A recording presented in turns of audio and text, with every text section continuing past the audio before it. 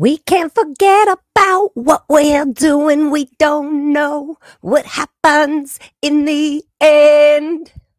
But I do know one thing. We'll keep on learning and loving with Liz Gale. Okay, I'll get out of this TV here. It's trying to be, you know, a little Lara-like. I love it. I always make the chat make me get out of the TV. So I'm always like, well, how long? It's really they're watching us on the TV. So okay, they want to be a part of our world, then they have to say, get us out of the TV.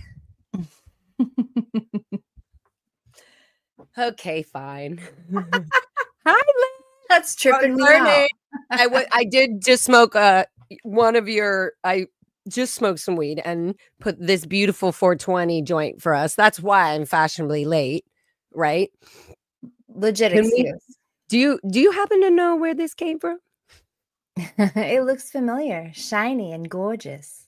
It's so cool. So I was wondering, what are the gold leaves? Is it sort of natural? Is it the gold leaf? Just it's okay to smoke? Obviously. It said it was. I don't know. Happy 420 for all you late stoners who already missed the 420 point. Uh-oh. Where is my lighter? Oh, my emergency backup. Oh, that's a cute little lighter. Hi, everybody. Hi, chat. Hi, everybody. So me and Liz are here. If it makes it taste funny, though, I feel like you should abort. Interesting. We're testing it out. It doesn't yet, but maybe I didn't get a full leaf of the golden. But I also know that you can eat gold leaf like on chocolates and stuff, and you're fine, and it's kind of good. Like a little bit of gold in the body is good. There's tons of papers like that out there in the world. And I love your set behind you. Oh, thank you. Oh, is it off a little bit? Yeah, it needs to be more like that. There. I love it. It's really fun. So this is my Lara fun carved. One of my exes made that. And this is a fun little light, literally, that I just have this remote. And I just felt kind of blue. Actually, I went through this whole thought process and I was like, oh, we're going to talk about it. I'm like, and it's with Liz, I feel like I can talk to you and just be blunt with you, obviously. Yeah. And I felt like we've always had sort of an understanding, even if one of us was, no matter what was going on in this community or whatever, we still had an understanding of not hating or disliking one another because of something going on or something someone said or whatever. Yeah. So I love that you also, and I love that you do art and I connect through that whole world and that we both love our Mary Jane and all of that. Like, and we're very particular about weird certain things like this. So I put the blue screen on because I felt like this is sort of a baby childhood blues conversation.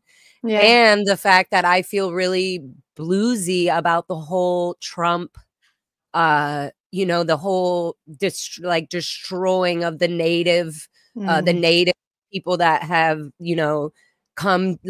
like this America was built off of so many other people and so many other lives. And so I have a lot of native friends and really like some of them one of them has been a major mentor and just a really good friend as an elderly and like has taught me so much. He makes me cry, like the things we've been through. And I felt so honored that he was able to call me and just was able to vent. And I was able to know what he was talking about. And I just got so emotional, like, just like, God, like, you know, it feels like we're at this war, and then like we're here and our blues, our, you know, I feel like we're at this Scientology war where we're trying to dispose this cancer called Scientology, and it's ruining humanity, it's ruining families, it's ruining friendships and things like that. Anyway, so I put the blues. That's a lot of heavy stuff. That's blue. Yeah. That is appropriate. Oh, I should light this one a little faster, huh? Well, I also know that you have the heart and the soul to be able to talk to things about this. Yeah, for sure. There's a lot of I don't know, uncertainty, a lot of change, a lot of scary stuff going on from so many perspectives that it's hard to know how to move forward. And so, and also on that note, like I do know there's one thing I felt like even in our community, it's hard for people to like just openly say or not say. And okay, let me finish my train of thought. It's hard for people, like, for example, it's hard for people to just say, hey, Liz, I felt weird that you were on Natalie's channel. It made me feel this way. And I don't like that this is not being talked about openly between this person and the person that I'm upset with. And I just feel like there has to be this way of explaining feelings without reacting and acting on it in an immature way that doesn't help the situation. That's what I'm learning for myself. And I'm learning it for other people too. Like some people are not able to understand that. Like some people aren't in a place to be accepting or dealing with their own bad habits. I don't know. I don't know how to sort of explain that, or their immaturities or their mishaps, like things like that. Anyways, I'm going in. The weed is kicking in, honey. Yeah, no, you're good. Well, because when we checked in about doing this live, that was the one like little thing we texted about was.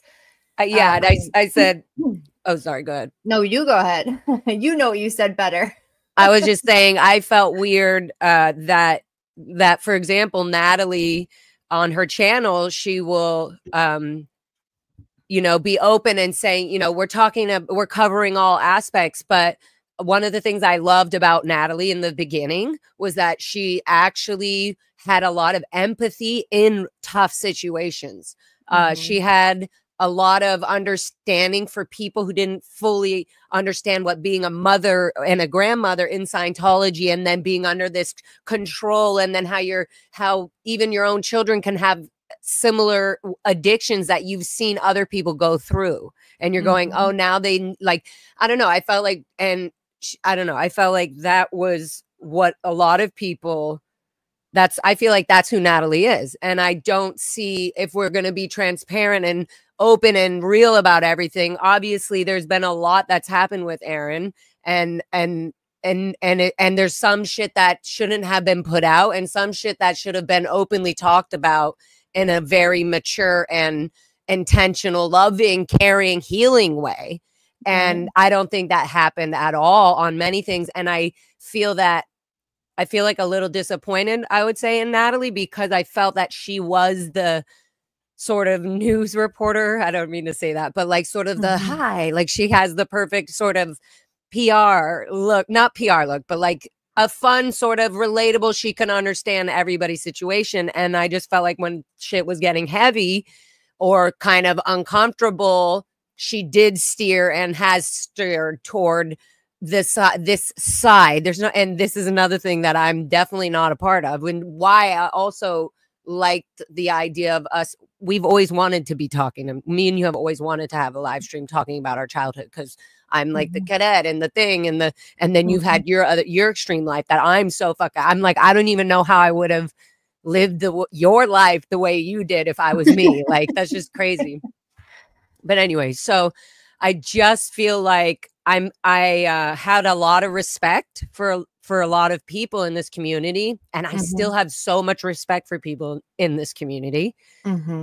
I think that the respect has dampened a lot. And when I don't, and I'm being honest, and I'm just being as transparent and vulnerable as I can be, and being mature about it, because obviously I would have handled this in a much different way 5 years ago, even, or 4 years ago, or 3 years ago.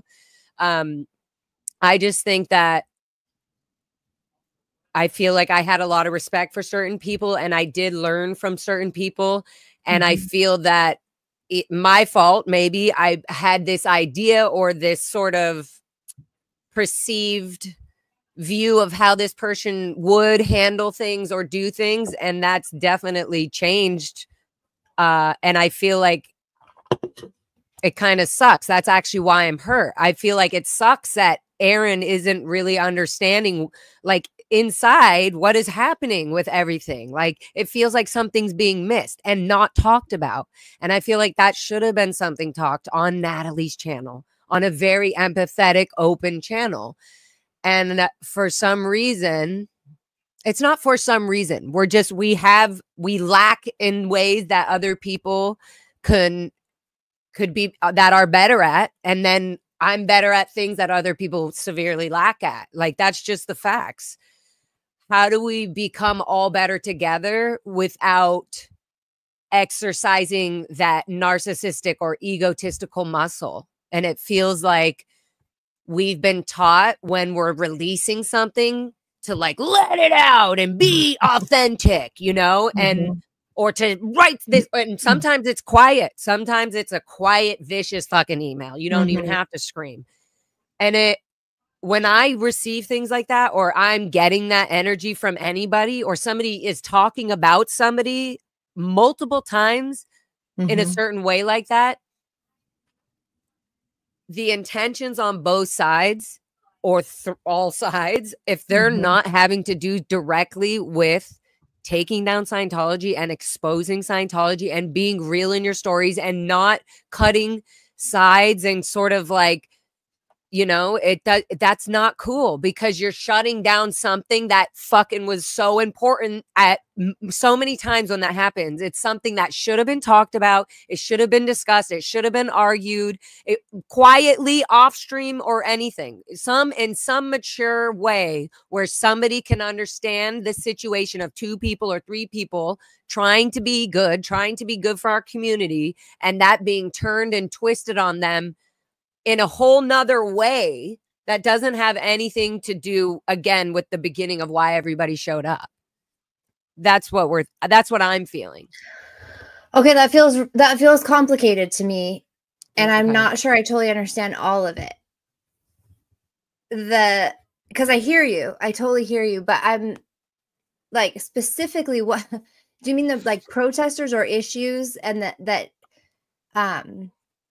No. I'm simply talking about people in our community that Aaron Smith-Levin, Natalie, like the transparency of, if you've done something wrong, right? For me, it took me so long to just go, dang, I don't want to be that person if that's what I've been being perceived to be, right? So if I didn't mean to do something, or if something is coming out and it looks vicious and I look slimy, I feel like you must listen and be honest with yourself, and kind of lose all the ego when it comes to being sensitive or emotional to somebody else's feelings. Well, I mean, that's the privilege of being a human, really, that we can do that. But some people don't want to do that and are probably never going to do that. And I guess for me, it becomes the opposite of that, like, feeling that I want someone to do something that they're not doing, I guess, is just, I don't know, trying to let them be. I don't know how to explain it other than that, because like, how do they learn it? How do we learn as a group? I mean, isn't this the way? It's kind of like, okay, well, this doesn't work for me. That doesn't work for you. It feels like, how would we have known we would have gotten even to this point in the protest, or in this community of helping people leave Scientology and all of this, if we don't go through these, like, learning experiences? And I feel like when people are shoving or saying, no, I didn't do this, or not taking accountability, it dampens it lessens like what the fuck this is all about. Yeah, that's true. That's totally true. I guess there's just levels to it, because either we're talking about like somebody's just curated content on their channel and what they just prefer to cover, or we're talking about them being the face of and representing or shunning people in the community that need to be seen. But I don't I guess I just don't feel the same way that you feel. And I respect that you're having feelings about me going. How do you feel? No, yeah. On How do Natalie's you feel? channel? Well, I mean, about Natalie specifically, or about going on her channel? I felt that it wasn't going on Natalie's channel. It's just that I find when you talk about things, you're more open, and you will just kind of be blunt and say, hey, this is how I feel about this. And obviously in the community, people want everybody, all ex-Scientologists, to heal and be better at whatever they're doing. And I feel like in the community, there's certain people, this is how I felt for Natalie and Tony. Love you, RIP. I feel that you guys have, I don't know if it's because you're moms or like whatever it is, you have a genuine, softer empathy or energy instead of just like attacking or saying how you feel, where some people will just say how they feel and then they'll recycle later and say, okay, fine, I was wrong about this, this, and this, or whatever it is.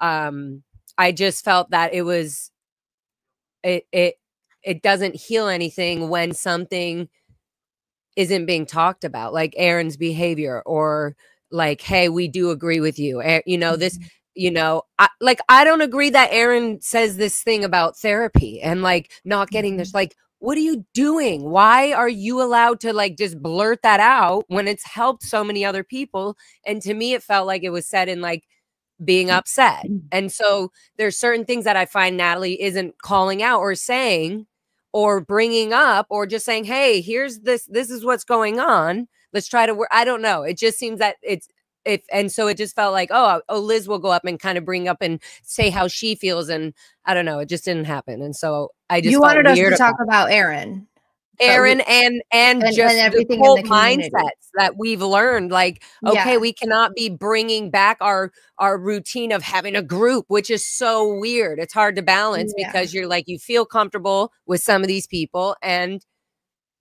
then if you disagree, you feel like you're shaking your friendship, which it shouldn't be that way.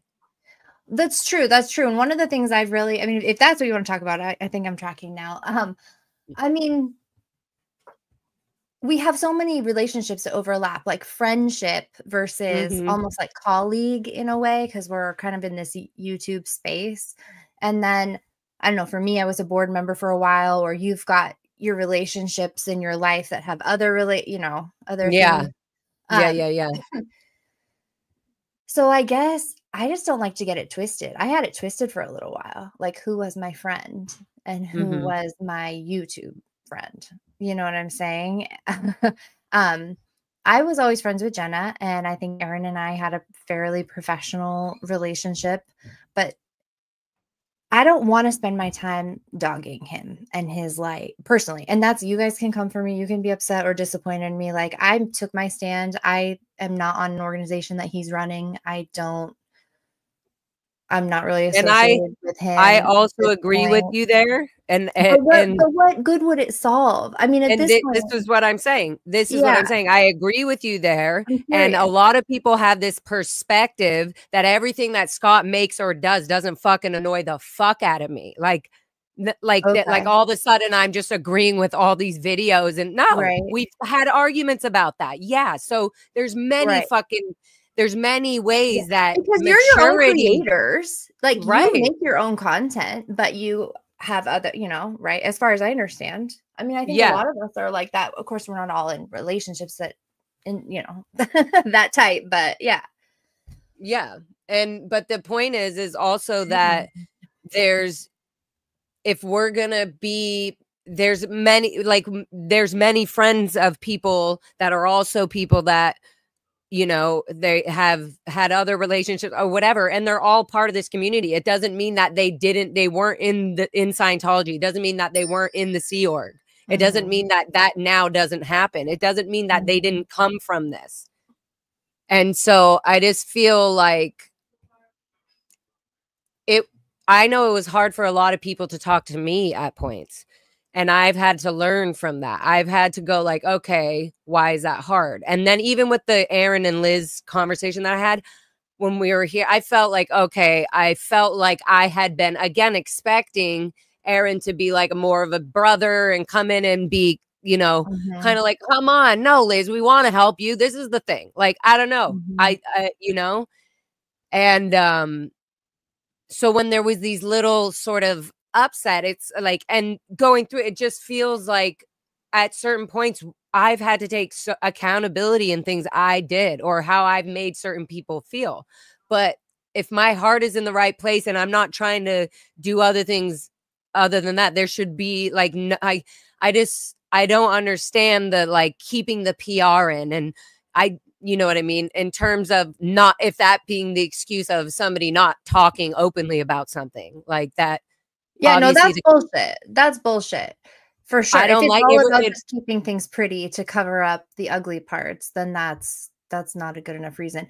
What, I mean, don't you, okay, this is how I kind of feel. I feel like everything's sort of been said about Aaron in particular. Like, I'm not sure what else I could even offer, honestly, to the conversation.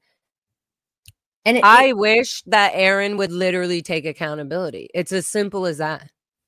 I wish that all of the fucking video, all that crap would never have happened, and that it would have just been like, okay, check myself. Everybody check yourself.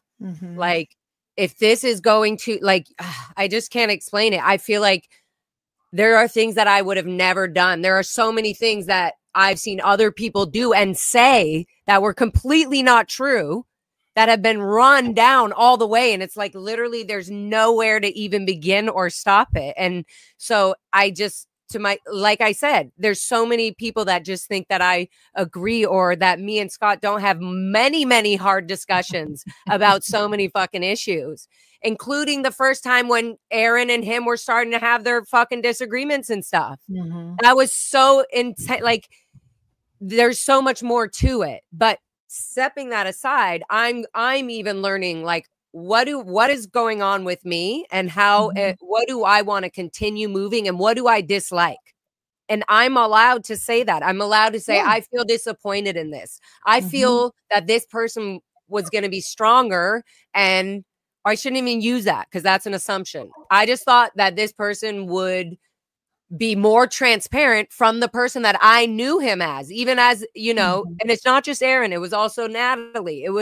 It felt like multiple people, like, and this is going to sound so fucking weird, but like in Scientology, there was always some, like, the ethics officer or somebody that we were able to just be like, right to RTC.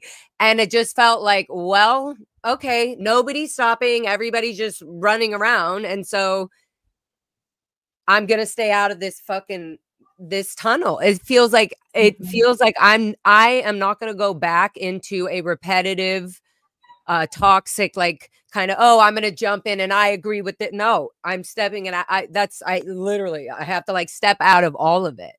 Yeah. I'm not going to pretend though that I disagree with somebody that in multiple ways I've seen learn from so many different things. And I've also experienced that they've had a certain behavior and habit that they aren't looking into. So yeah, it does feel fucking weird when Liz, you know, is trying to get the shots, or whoever, Nora, does the things and it's helped them and they love, like, there's so much good.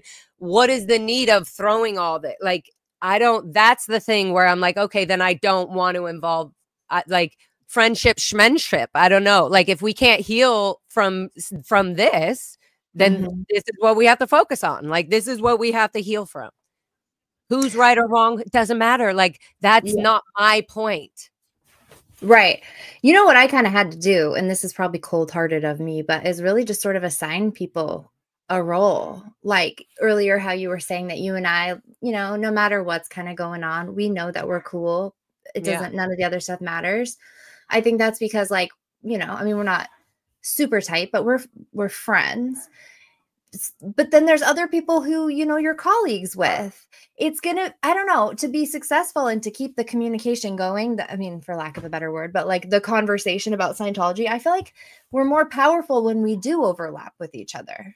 Yeah. And so, yeah, there's certain people that I and would I not don't have overlap I with, don't have the but I want, sides thing. I don't have any yeah. of that. I'm not interested in that. I'm in I the feel like we're you all and Natalie just need to have a conversation. You just need, I would, it's like I would love to do that, but I feel like the issue is Aaron not taking accountability openly when there's a community that's been watching all this go down.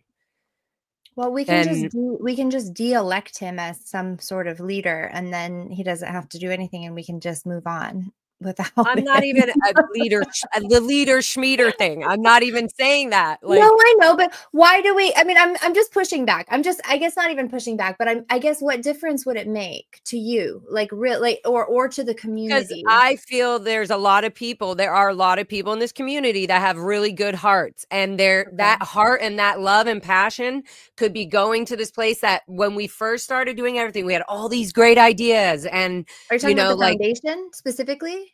just protesters coming in and like Protesters, squirrel okay. outfits and just Yeah, everybody in the community. It was just exciting to meet people that were also protesting Scientology. There was nothing. It was just like the first time that I went to the testing center, I didn't even have the live streamer. Like the multiple times that I would go there, I would just be like, oh, good, you know. So it was definitely like a major group effort always when something exciting happened, and so I just feel like I want to go back to that. I feel like I want to see so much more on Natalie's channel or whatever. And maybe I'm like, hey, you're out of line, Laura. But I want to see so much more creativity and fun because there is so much going on. And I feel like, it's been, divided and cut out what goes on and doesn't. And I don't like that because I feel like people came in with good hearts and had a good idea for their channels. And I feel like they should stick to that. Like, whether we like that keeps us being our own fingerprints and our own channels and our own overlapping. But anyways, I think that's all that's all I feel like I'm just hurt because I'm sad that somebody, even if it's me, isn't healing or learning as much as they could be, and it could be resolved quite easily. That's all. Yeah, I think that's the core feeling of it for most of us. It is really sad that if you look at somebody and you're like, I know what you could do to be better, and they don't want to do it. But like, okay, so you're and not only that, but it also triggers this whole, childhood, like, oh, you can't talk to her because she's out ethics. Yeah. And oh, you're in the bad group because you said this or whatever, Right. Come on. Come on. Hi, guys. My dog had that shut, so my dog wouldn't open it and come in, but he just whined. You're silly. That's so cute. I thought your kid was like, Mom. No, he was earlier though. No, I mean, it would be nice, I guess, for people to take accountability, but I think the key to happiness is to lower expectations.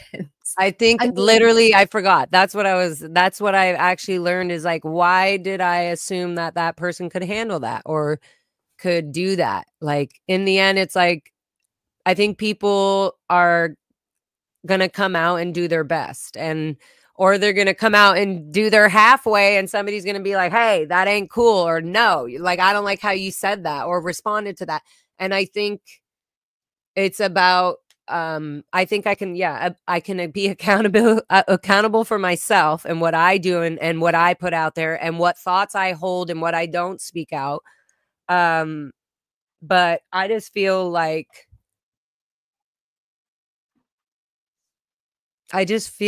in the end, like, the sadness in my heart comes from people that have been all part of this community that came in to do this amazing thing with taking down Scientology. And so it feels awkward a little. It feels sad. It feels that some people are getting squished and things aren't being talked about under the bus because so-and-so did this. And it just feels like that's not cool. Everybody has to have like some understanding, like, or understanding, like, fine, I understand that they possibly don't see what I'm saying to them or something. Like, it feels like you have to have some sort of empathy if there's people having pain or not feeling good about something. You have to, like, I just feel like you don't want to leave this world. You don't want to leave your fingerprint muggy and, like, you know, like, not having dealt or healed yourself with some bad conversation you had or something you misheard and then you represented it wrong, or something being ran off with somebody's ego because they can't just stop fucking doing shit. So it just, yeah, I guess I feel like I'm gonna sound like such a fucking hippie when I say this, but, like, don't you also think, or I think, that we're all also just these wandering spirits, kind of lost, trying to do the best that we can. And all the time in Scientology, it's like this high expectation. You have to be perfect according to somebody else's standards. And when something isn't right, there's always XYZ to fix it. But real life isn't really like that. And people aren't controllable. And there's, you know, so the opposite of all of that really is grace, is like the ability to understand that, I guess, all of us. And when you lose the faith that somebody is really in their best heart space, that's another story. When you're like, you are not being a good person right now, I can't trust you, that's different. But like, if you know, maybe somebody like Natalie, like, maybe she's channeling what she thinks she can bring to the table to the best of her ability. That's what I mean. Different than you or I, or totally. And it's better for what she's doing, whatever's easy for her. Not even easy, I wouldn't even fucking say that. Whatever makes her day better every day. Like, fine, I get it. Her life, yeah. I'm just trying to be transparent in how I feel just about everything. I understand. There's, like, I just feel a little disappointed that we have to try to start to heal things instead of just continuing all this, like, attack on the flaws of people. That's what I'm saying. I feel like we can step back and just, like, that's what I'm doing. That's what I'm doing. I'm going, like, where can I stop being mad? Like, stop. Like, you know what I mean? I don't have energy. I feel like you could stop being mad right now if you wanted. Okay, great. Thank you. You don't have to. You don't have to. Okay. You could if you felt like it. I don't know. I've always said, I think we're like a really, you know, Scientology really fucked us up. I know it messed me up, and my story's just playing out a little differently. Maybe I'm holding it together in a different way and I look a different way or this or that, but I don't know. No, I mean, the way to high expectations, because I don't really want to be held to that high of an expectation, because even though I'm doing well now, who knows what will happen. I'm gonna fuck up something at some point, and I just want to build up the karma and the brownie points that I'm good. I feel like I always go back to this, but being a parent or a mother, I feel like there's something always you have this, and it's probably because I don't have a child and probably won't have one, but I'm just saying that there's this, like, automatic nurturing and understanding of nothing's that dramatic if your heart rate is getting so boiled over something, like, you know, that's not physically happening right here. You know what I mean? Like, a child is so much more important. An animal, the animals are way more, you know, they're just going to interrupt naturally. I have to put him, you're rude. That's incredibly rude. Hold on. Good. Go out of here. You can't do that right now. Lockie, will you take the dog? Go out, please. What a rascal. Will you take the dog somewhere away from me, please? Thank you. My goodness. All right. He wanted to play. Sorry. The mom thing. I mean, yeah, I guess so. I also actually am the preschool teacher thing. That's really my deal. Yeah, Catherine, so, like, has that vibe too. Super basic. We're all different. We're all special. We all develop at our own rate. There's no, like, winning of the race of growth. We all get to wherever we're supposed to be at the right time. Because when I look at, like, a 2-year-old, I'm not gonna be mad at them for acting out. They're just a baby. But do you see? Wait, pause. This is what I'm talking about. When I see a 2-year-old it's still emotional intelligence, because when I see a 2-year-old, I'm not going to act out because I know the baby doesn't have the intelligence. Why are we not doing that for other people? Why are we not saying, okay, if I say this to this person, they're going to snap out or say this back to me. I know you have to just kind of, or if they do, if you said something and somebody sends something back to you and you're sending it in a way of just, hey, I'm mentioning this and we could have handled that better or something, and they snap back at you in some unfucking way that you are not intending, that you're literally trying to heal it, then you just, that's where I feel like, all right, I got to move on with being who I am, and you got to do, like, it's not going to work. We're going to all learn from each other. Okay, that person didn't like that. Wow, I took that way too far. We have to be aware of that. The baby is only 2. They don't have an intelligence or the muscles to do that. I got to take care of that baby. So I feel like that's what I mean about the mothering thing, is that it teaches you this. When you have a child, if like every mother, all my friends with children have this same thing of like, it doesn't matter if I have depression, I have children, like, and it's like this whole unconditional love because you're going through things with them and seeing that. And I just feel like, sadly, our Scientology community is full of children that were neglected of that love and nurturing, even if they made a mistake or they did something wrong.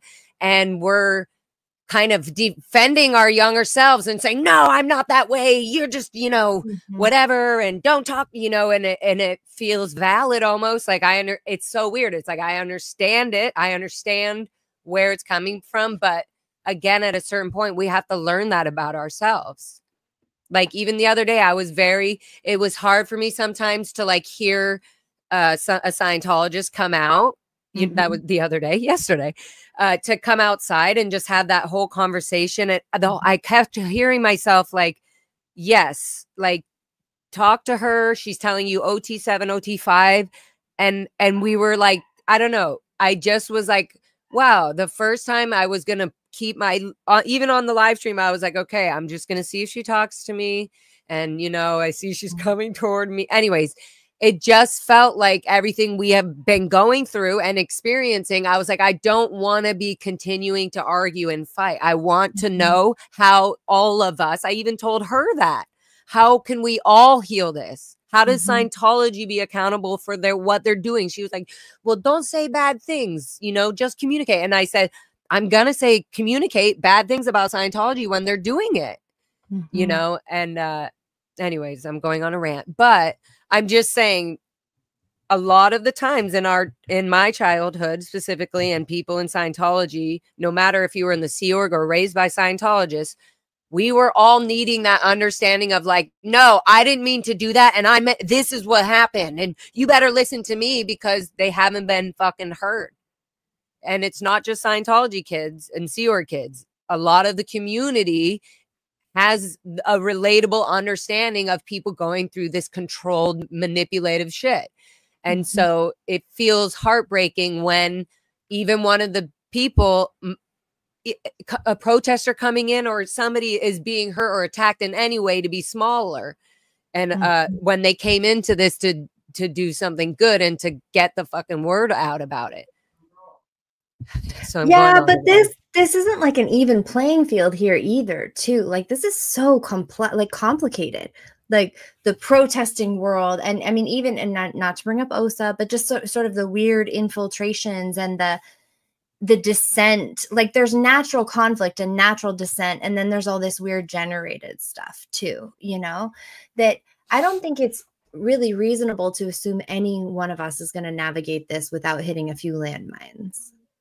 Truly. And sometimes those landmines, I think, are gonna highlight those problems with ourselves. I mean, the truth is Scientology makes people self-involved, self-indulgent, egocentrical, and sometimes the abuse pushes people away from that and reject that, and other people gravitate toward it. And life's lessons are the only thing that will ever crack that with a person. Some people's ideologies and their ego is so hardcore that it takes like a near-death experience to even make them have a fraction, like a question. And it's kind of like being in a cult. It's kind of like holding fast, or fanatical religion, holding fast so tightly to something that you just could not imagine that there's another way. But the thing is that I find myself feeling like that sometimes too. Now, when I want things to be a way that they're not. And I don't know, it kind of drives me crazy sometimes. But the only thing I can sort of think is like, I don't know. I don't know how many times you were drilled with responsibility as a kid, but that was so hardcore for me. I mean, I felt responsible for the entire world. I felt responsible for hurricanes.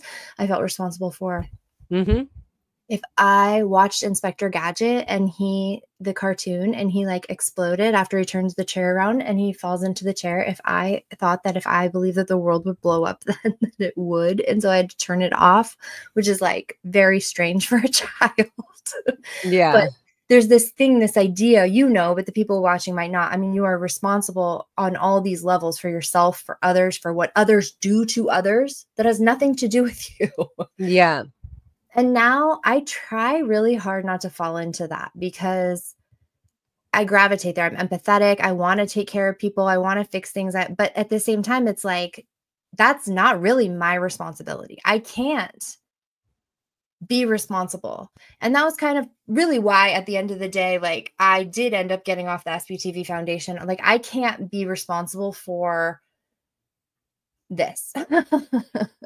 And sometimes at that point, when you walk away, I don't know how much to hold on to at that point. Like, I guess it depends how much you care, because if it's your kid or your mom, you're going to keep going back. They're an addict and like they hurt your feelings or something. You're going to keep going back because you love them.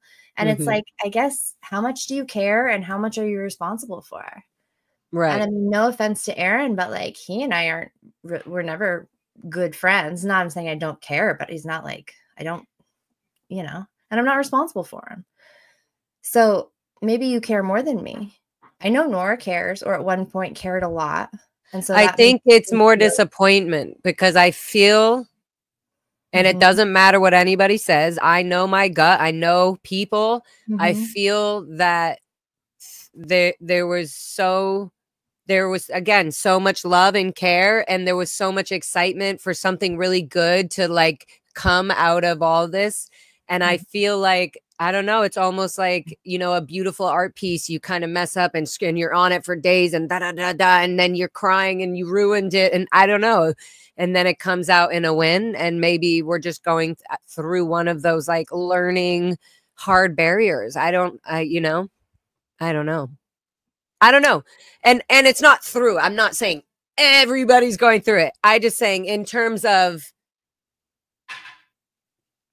people just not being a lot, in many ways, people just not being, letting the ego go and just not being transparent and light and easy on opinions and stuff. And, maybe just even as an adjustment for everybody, this sort of is like, okay, where can we all go? Where can we all do? Where can I shine? What am I going to do to make everybody else a little bit better? How are they going to feel better coming to my channel? How are they going to feel knowing what they can do when they go out and protest? I have to start doing that. And so yesterday, that even for me, I felt better about doing that. Even when I saw Tori, I was disappointed. She knows why. I was a little disappointed in something.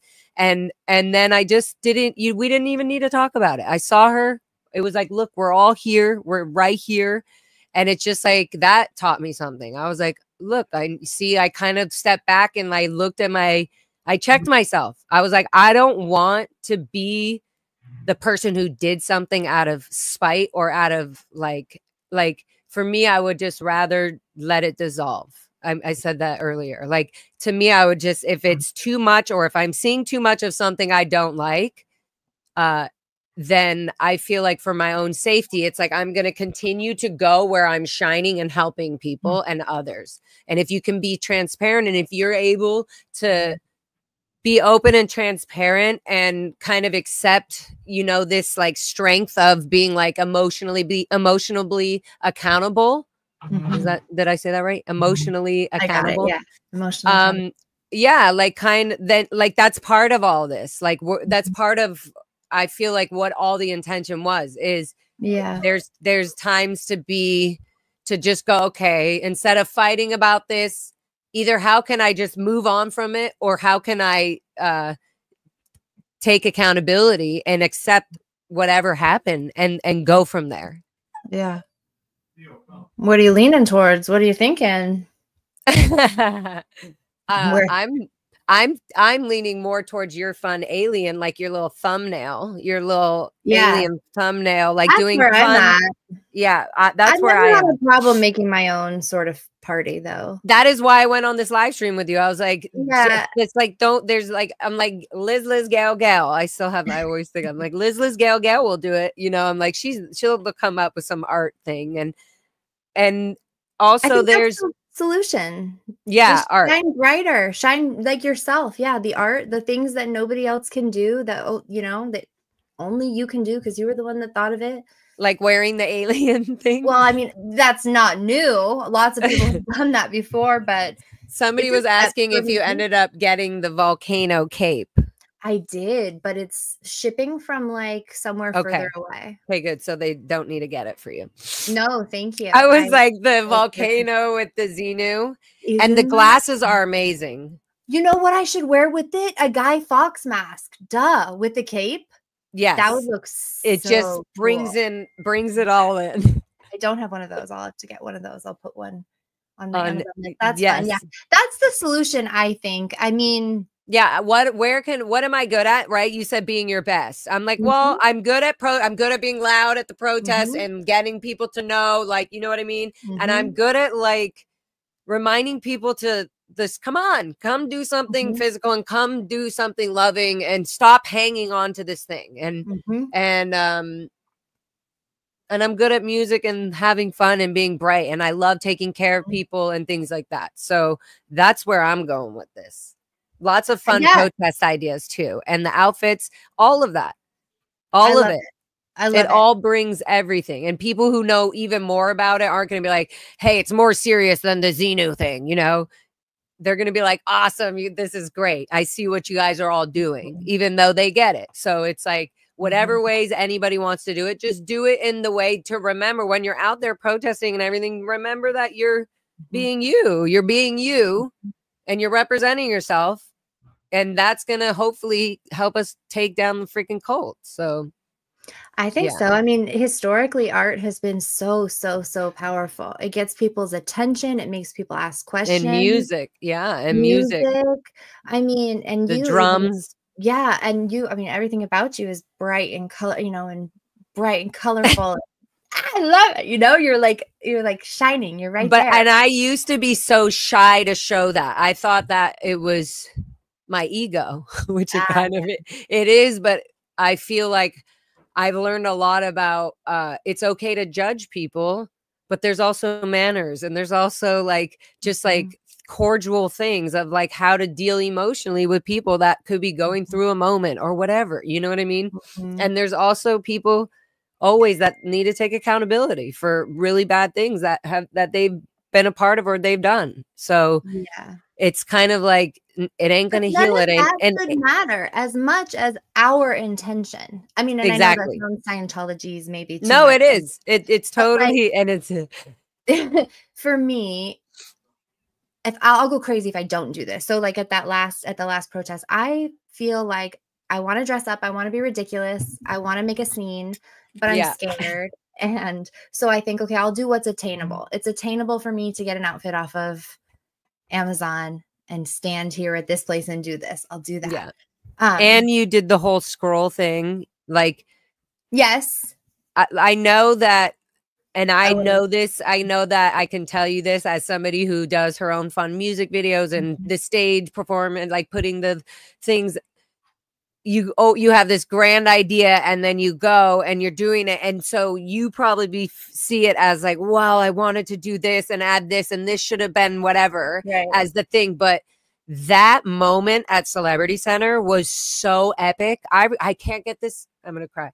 I can't get this image out of my head of you when you were yelling, you finally fucking let it out. And you were like, there will not be another generation of us. And I just was like, and I even think the scroll ripped or something. And it was just like, wow, that was so intense. And I felt so good for you that you fucking said that. Like, I don't know. And so like I've seen, and then I see you doing your art and everything. So I feel like it's just like, yeah, moment, like it takes a lot. And I learned to not be so mad at people that weren't coming out to protest during those early days. I was like, for a while, like, what the fuck? Why are my friends supporting me and saying good job, but they're not like here, and they're like living 20 minutes away or an hour away? Like, this is a huge thing, you know, like, and then I realized I need to have more empathy for other people that are experiencing even fucking showing their faces on a camera, or even like not being allowed rock star. Like I've been able to, you know, get out of my system for like 10, 15 years.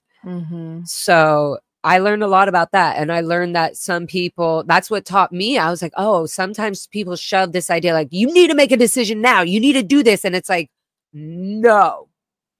Right. No, red flag, boom, stop. That's it.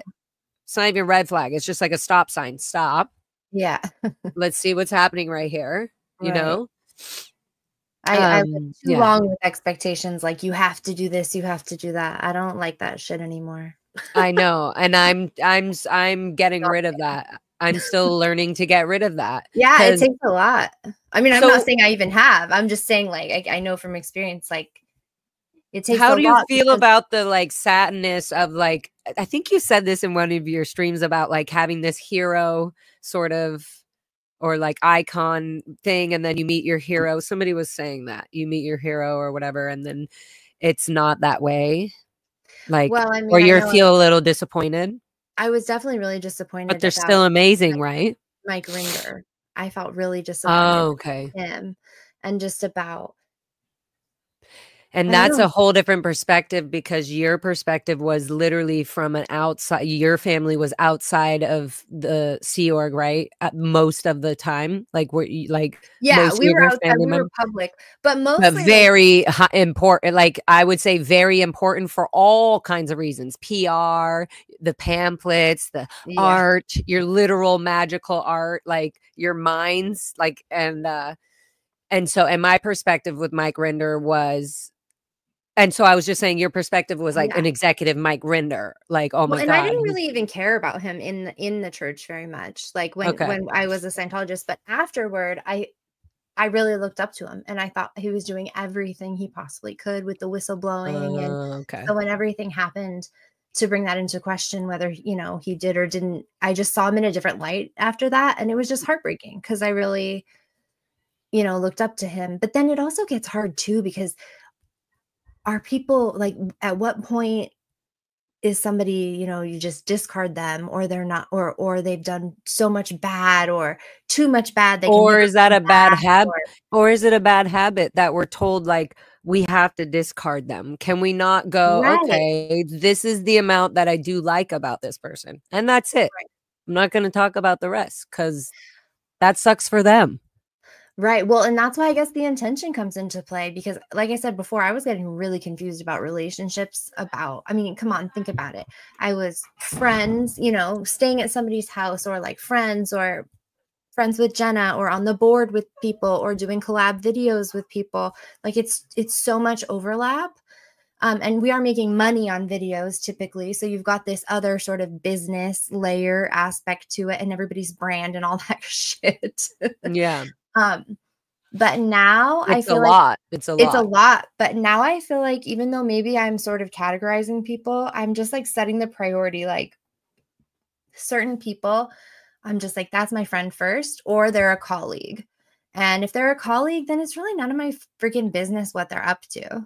But don't you find that's a little bit hard with like the internet? Like, because some of our friends are in the chat with all the colleagues, you know what I mean? Whereas in like when you go to work and go to an office, your office friends aren't going into your apartment, you know, and hanging out, like, you know what I mean? Unless you become like, whatever. What I'm saying is, I wouldn't go to my friend's work and tell her how to do her job either. Right. That's the other thing. But like, in the chat, don't you feel and it could be an internet thing, but like it feels that there are people that don't know some of your good friends that you've known forever, that you're like solid with, and they just see them as somebody in the chat by this name.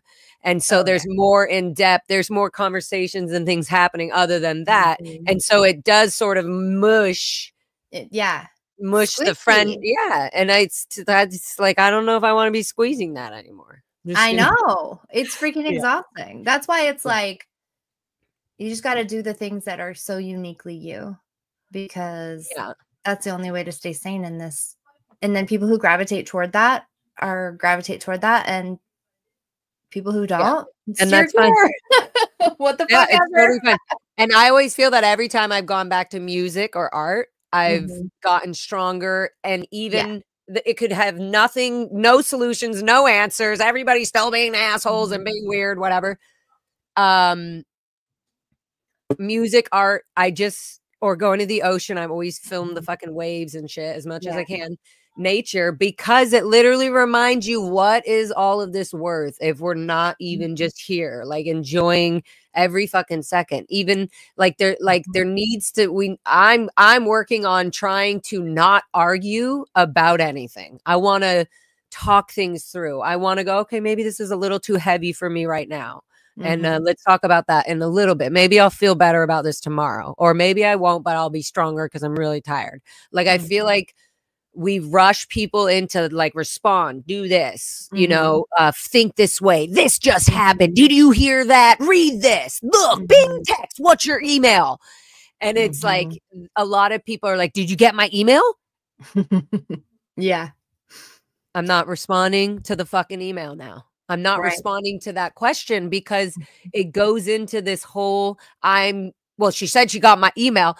It just like, I'm not going to do that. It becomes mucky. And how do you really, how do you go from like, wait, I came in here to be loving and be good friends with every fucking buddy, period. I'm not going in to be like, oh, I have too many friends, I can't be good to these ones. Like, no, I'm me, and I go with my energy where I go. So if something is a little too difficult or hard for me to handle because I didn't do it, or I didn't experience that kind of fucking behavior that I have to fix myself on, I'm gonna sway away from it, because I'm like, I don't understand that enough to have such a judgmental opinion on it.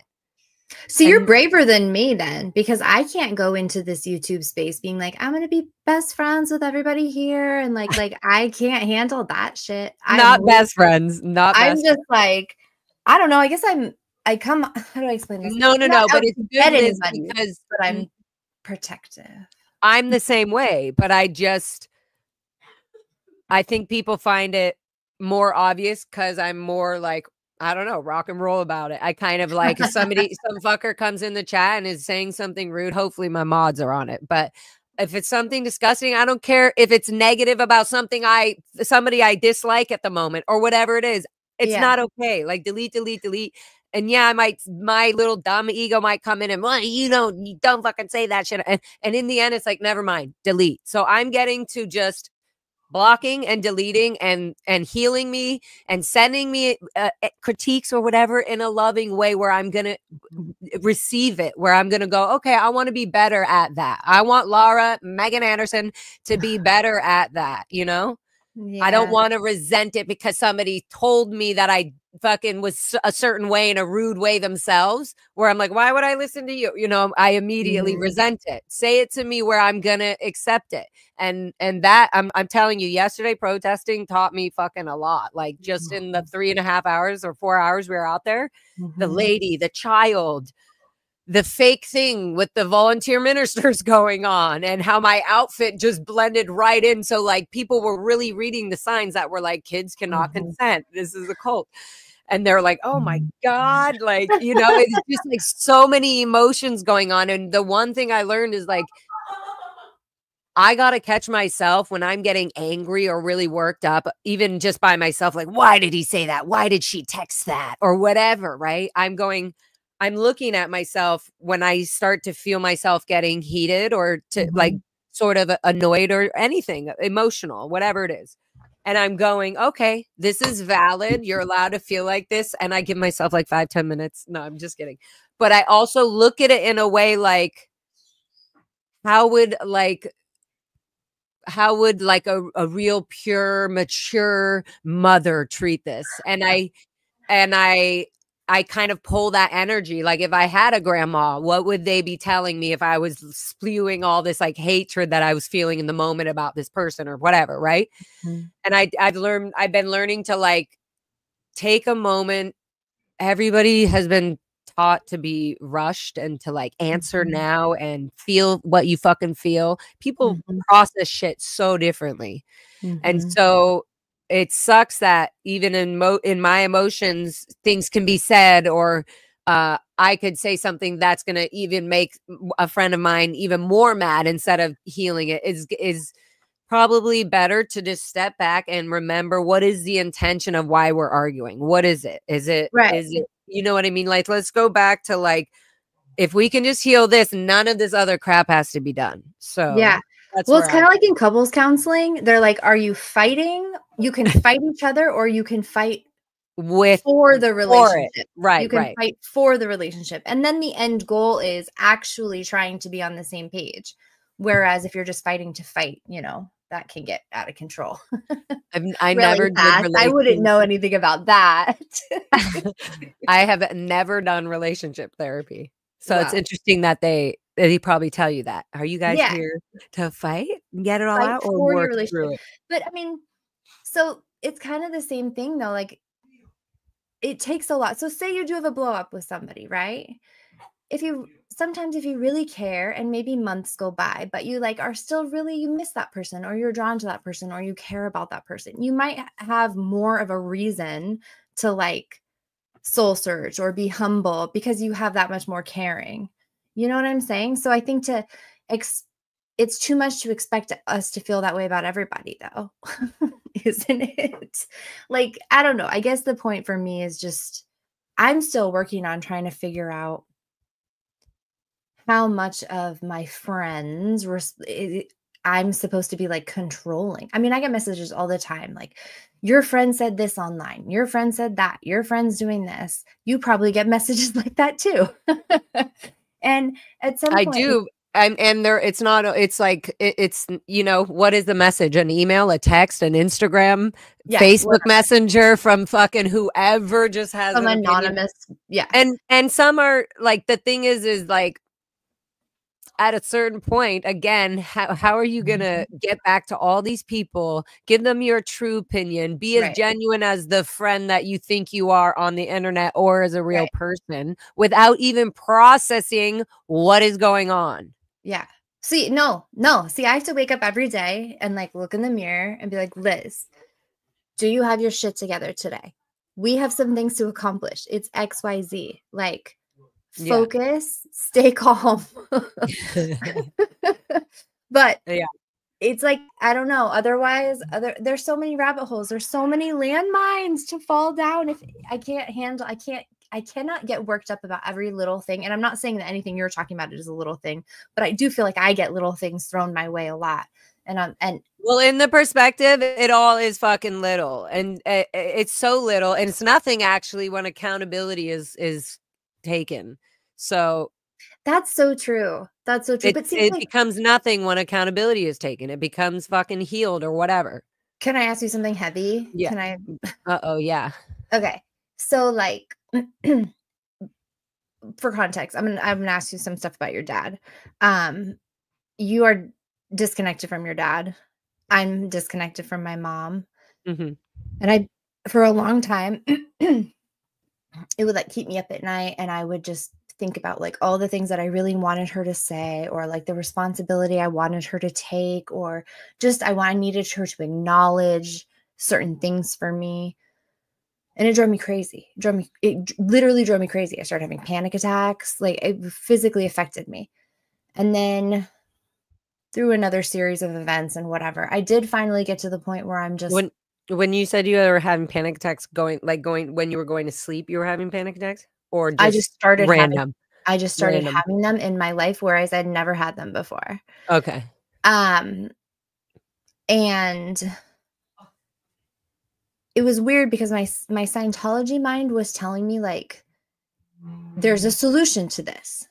this is just a universe problem. And, you know, XYZ, if you confessed enough, or if you change the universe, if you flowed the right flow, or you tone 40, that's like really hardcore intention in this situation, you could like fix it. Yeah. But in reality, I now have come to accept that like, I'm never going to get that from my mother. She's not going to feel that way. It would be very painful for her to feel the responsibility of her disconnected daughter, her lost grandchildren, and her dead son. That would be painful. Yep. And so at some point I did have to, I mean, I still get angry every once in a while, but like, let that go. And I wonder if that same thing can, I don't know if that's the way to go with a lot of these. I don't know. Yeah, I have this secret aunt. I call her my secret aunt. Okay. Who told me, this is so silly, but it's always something again that I go, is this helping my inner younger child? Yeah. Is this helping my inner younger child? Is this something, this person, the way they're talking to me or what they said, is that something, is my reaction right now going to help my inner child or not? Like, what is this about? Is this healing, or is this reacting to something that, for me, it feels literally empty when the hug, or the deepness of like that mother's hug is just like empty. Like, where is it? That is so funny you say that, because literally I have that same thing. I went to a sensory motory. Oh, I'm going to say it wrong. Guy. Yeah. Yeah. They like really encourage you to do motions, or like, what is your body telling you to do? And it's this, like, pick me up. Somebody like, pick me up. Grab me. Exactly. And nobody ever does. Right. Nobody ever does. But that's, I mean, that's the sign truly of like a developmental wound. And at that point, it's not even always like, for me, cognitively uncoverable. Like, I don't have memories. I just get feelings. Yep. It's just like things in your body. Blackish. Exactly. And it takes a lot of decoding, and it takes a lot of, I don't know, I guess, restraint and practice and all. That's what I'm literally working on that with myself, going and you know what? At a certain point, it was like, if somebody messaged me something or texts me something and and it's in the muck, or it's something fucking negative and it's not a solution, and actually like, this is what's happening, you know, these are the facts or whatever it is, then I can tell when it's negative. I can tell when it's negative for me. It's not going to do me good. It's not going to do me better to help other people. I have to continue to move on. I can do what I do by being aware and shining my light and doing what I'm good at. I'm not going to be here to force people to demand for them to get better. I can't. I literally don't have the energy, because I'll do it halfway, because I would have to do that with so many people. So I'm not. I have to work on myself. To get better. That takes a lot of energy for ourselves. I'm already working on myself. I have to be working on myself at least 50% of the time. Otherwise, I'm draining my energy for something else.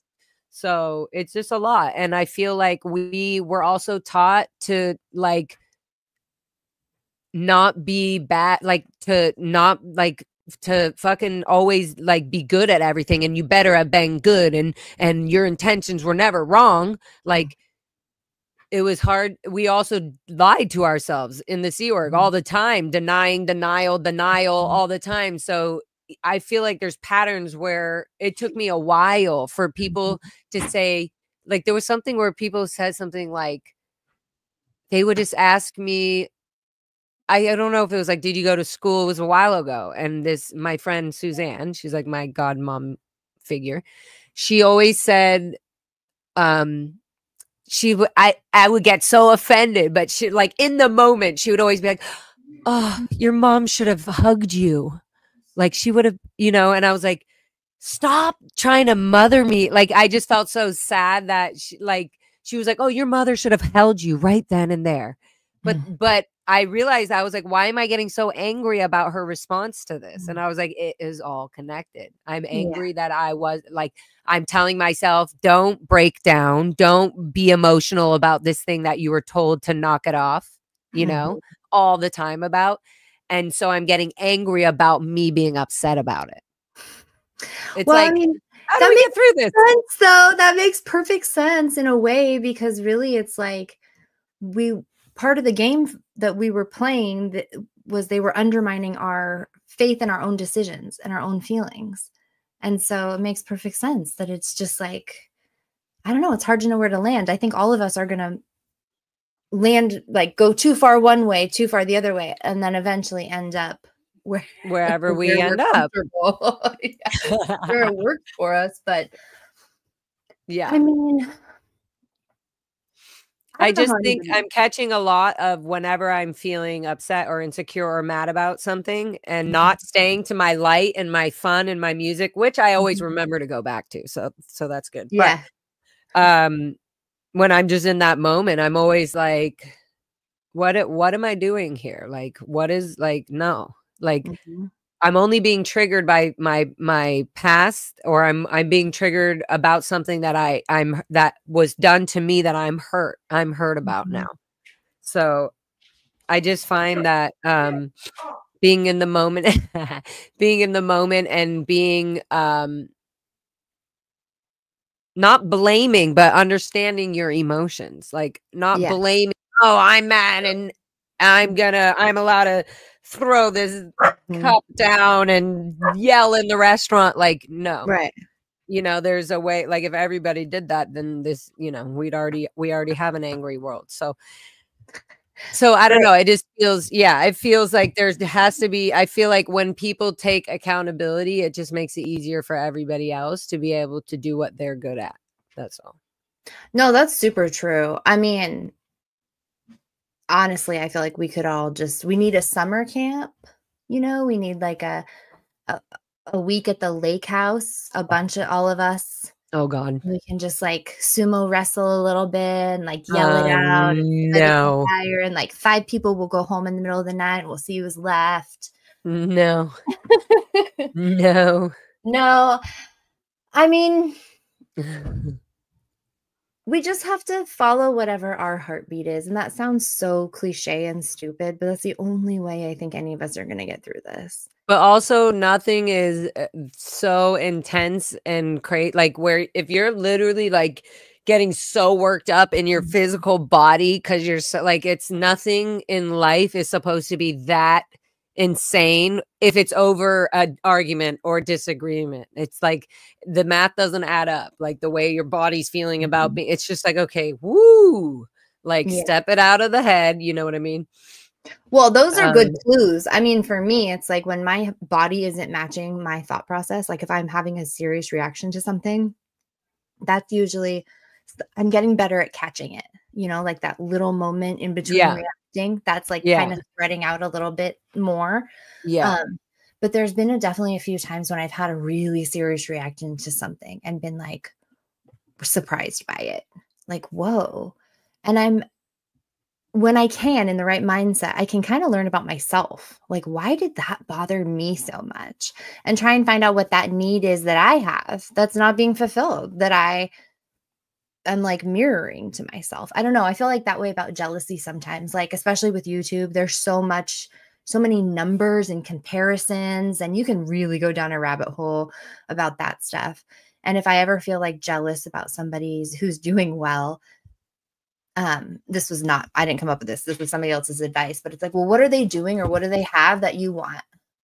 It's not bad that they have it. It just means that they have something, you know, that you want. Okay. So what is it? How do you get it for yourself?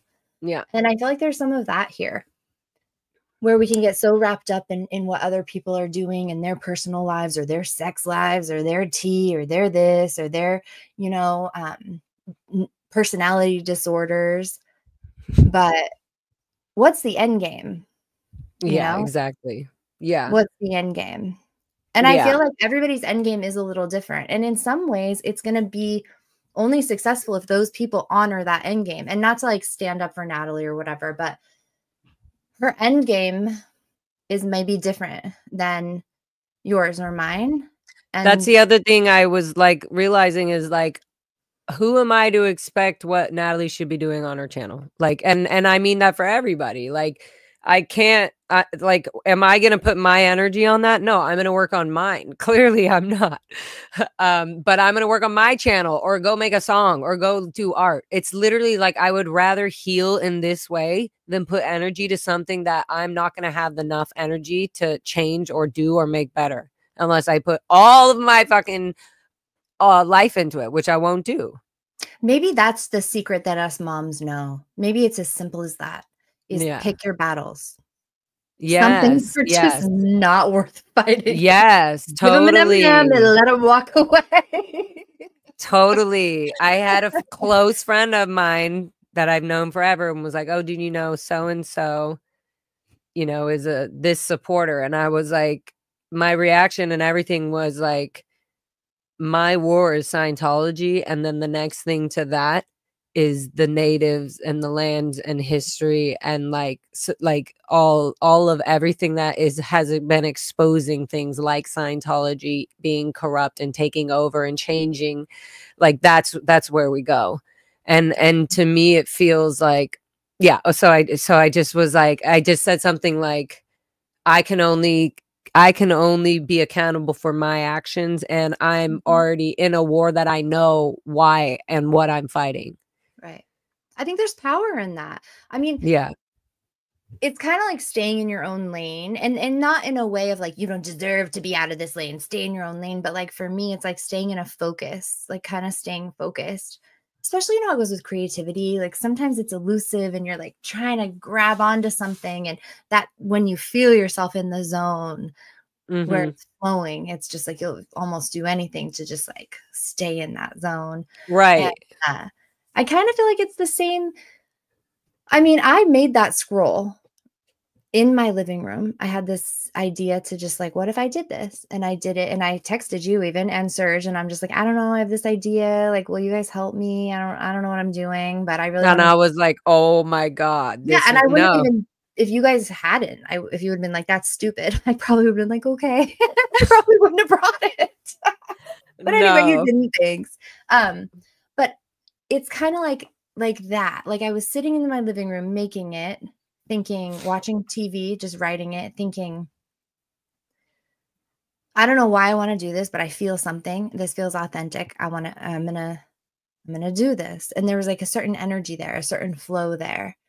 And I feel like you felt safe literally based off of your pain of everything that you've been through. You were like, well, I know this fucking pain is real. So if I'm wrong about this, I'm sure the world and this art will let me know. Like, well, yeah. And all of it, just like the paper and the length. And it for me, and slowly realizing how many people have unalived themselves or are not here because of Scientology.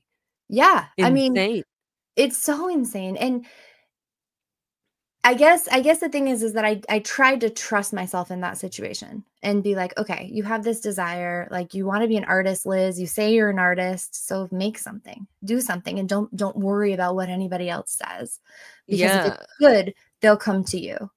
And I feel like it's the same way about this YouTube stuff. If we all just be successful living our best, like expressing ourselves in our best way, our paths will cross again, and we will end up, you know, like on a panel with somebody, you know, or I don't know how to explain it, but like, as we all rise, we don't have to rise as like this knit, like together, like where we all stand for each other and we're all going at the same rate, saying the same thing.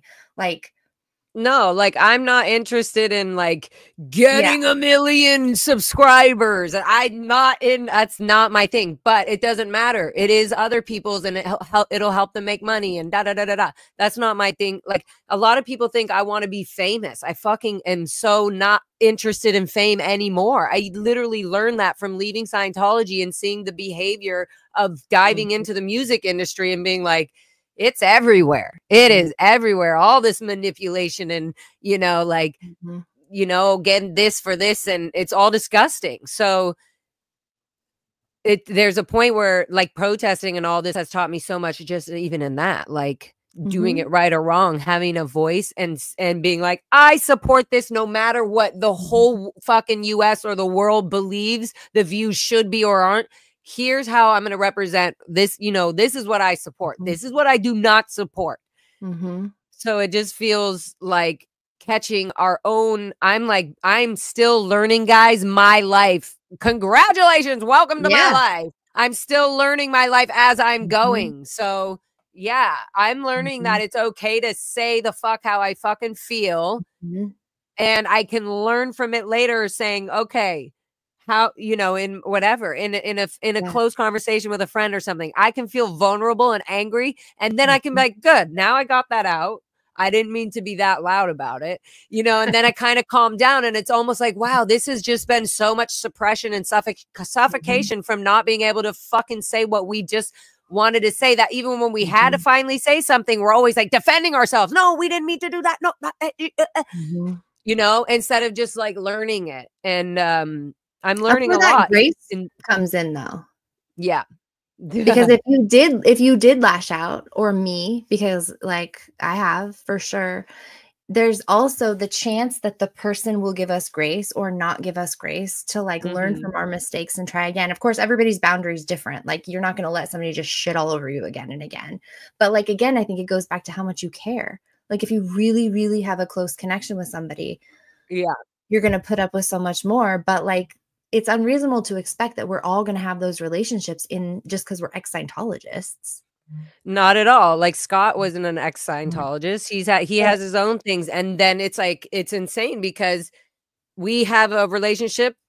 Here's something I'll say. We have a relationship where we really love and care for each other, no matter what the fuck is going on. And when I can clearly see that my emotions and his emotions are physically getting in the way and fucking destroying that emotion and like the way that we bounce or feed off of other people's egos, I have to say something about it. I have to be like, this is how I feel. This is how you feel. Like we need to be okay with saying this does happen. What is going on? We can't communicate properly. At least we're fucking aware of it. Like, you know, there's so much more than people being like, Laura shouldn't be with DOA. Like, it's just unbelievable. Like, that's beside the point. Okay, that's beside the point. Now what? Like, no. So, like, this is always the things repeat. If you have the same, you know, the same thing's going to happen later on, or you're going to have a similar disagreement and you're just going to run away and cut everything up. You're just destroying anything you're creating as you're growing. And it just feels so unproductive. It feels so I did that for so long. Just to be like happy in the moment, you know? Well, happy's a danger. When everything's good is dangerous for me. Because that's when I feel most out of control. I need a little bit of a crisis. That's a good one. I'm going to put that on repeat. I might use that clip for a song. Everything's dangerous. Well, replay. Yeah, right. I mean, it's good though. I think it sounds so Pollyanna to say, but I think we really are getting better with age. And like, it takes so long to figure out what happened to us. I mean, we didn't even compare necessarily our childhoods per se, but like the amount of expectation and pressure is insane. And it's like built into the nervous system. I think we have to be really committed to like kicking that shit to the curb. That's a huge thing. Like my nervous system is like, I've lost weight and everything, and it's all my nervous system. It's literally me being stressed, being on Even if something's exciting, I have to like chill out. I have to tell myself, even I'm learning it now, when I'm protesting too long, I can feel my adrenal, like all my glands getting a little, and I'm like, okay, like, it's funny because I'm like, hey, one last person's coming out, and I'll be like, wait, you can leave the sealer, you don't have to eat, you can leave the last years outside, whatever it is. But I know now I used to fucking feel guilty leaving. I used to feel bad if I stopped protesting. I used to be like, oh God, I'm going to leave in somebody's, I don't know. I didn't even go that far. I was just like, I didn't stay for 8 hours or whatever it was, you know? I used to feel, and then I was like, wait, I can come out for an hour. It doesn't matter. So there's so many things you learn as you're going. And so it gets really stupid and spicy when, you know, things are just being thrown out in the middle of growing, in the middle of like something, you know, like people putting time in a box and just being like, no, it must be answered, and you must learn this now. Like no, if you're gonna do that, or if you need to have commitments, then fucking extend the box. That's what I say. Like, then make that box longer and stop like pretending that it has to be seen right now. There's a lot of like, I'm going to sit on this instead of detaching from it completely and just like working on other things and allowing time for the other part that you don't know what they're going through, when they read your message. There's so much more than what we are only seeing and feeling. Not that our feelings are not valid in that moment as well. That's what's so crazy, is that we all think, oh, if I didn't get a response or that hug or that like nourishment, then I'm going to have to keep chasing for it until I get it somewhere. Instead of just being like, oh, I'm just going to hug myself and be okay with this. And if it comes back spicy, I'm just going to say, excuse me, I said no spice. You could, the meal is great, but no spice. Yeah. Something I get it. like you got to advocate for yourself, really, at the end of the day. No one else is going to do it for you. Haven't you learned that yet? Yeah. And I can't do it for other people. I can't be like, oh, they didn't mean to do that or whatever. Like, you know, I can feel it, but I can't do it for other people. Yeah. I mean, honestly, if there was a way for you to wish so hard that somebody would change their ways, and there was like a chance it would work, I'd be like, spend all your time doing that. But there really, I mean, there isn't. I don't know. I don't know. People in the chat are pissed at me. Why? I don't know. They're saying that I'm not like taking responsibility. What? For like Natalie and stuff. I don't know. Wow, there's a lot of. Wow, guys, thank you. Well, I'm just looking at the positive. This is all of our things. Yeah, it's wonderful. Look at that. I love it. I don't think you were being negative, and if you were, boo-hoo. Like, okay, I was being negative then too. We're not trying to not heal something, so come heal it. What's that? I said I just didn't hear being honest, just being myself. But I don't mods. I don't see any things where anybody's saying anything bad. Oh, attacks from everyone. No, it's fine. Liz doesn't need to. And Liz may have already addressed it, and y'all don't even know about it. Like, Liz has in her actions, even that was the first thing I came in on saying. Oh, I didn't even click on that comment. Sorry. I thought it was on the screen this whole time. Even if, now I forgot what I was saying. What was I saying? We were talking about the mods, and then you said even if, but then I don't know what you were going to say after that. Attack this one. Jules B. Attacks from everyone on Laura and Scott, but Liz won't touch the subject.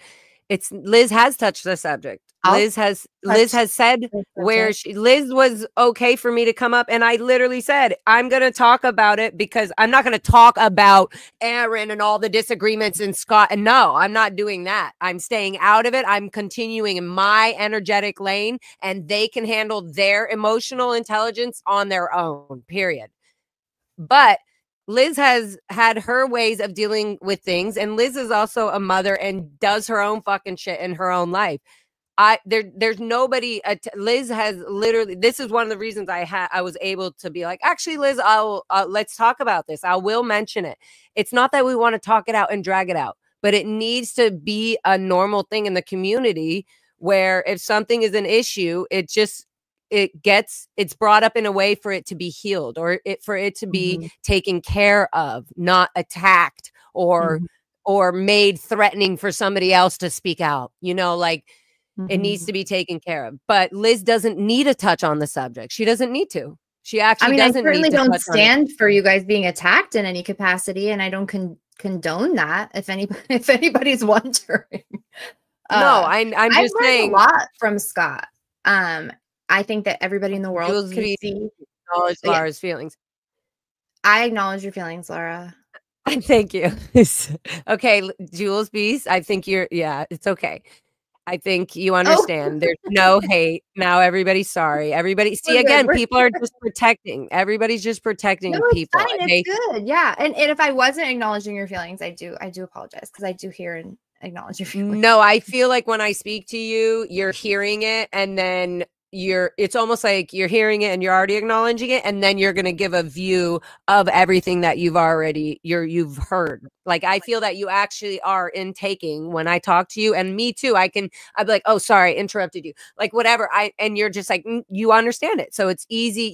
We already had this, like, okay, here's a easy way that we can both talk to each other. And that's what it's really all about.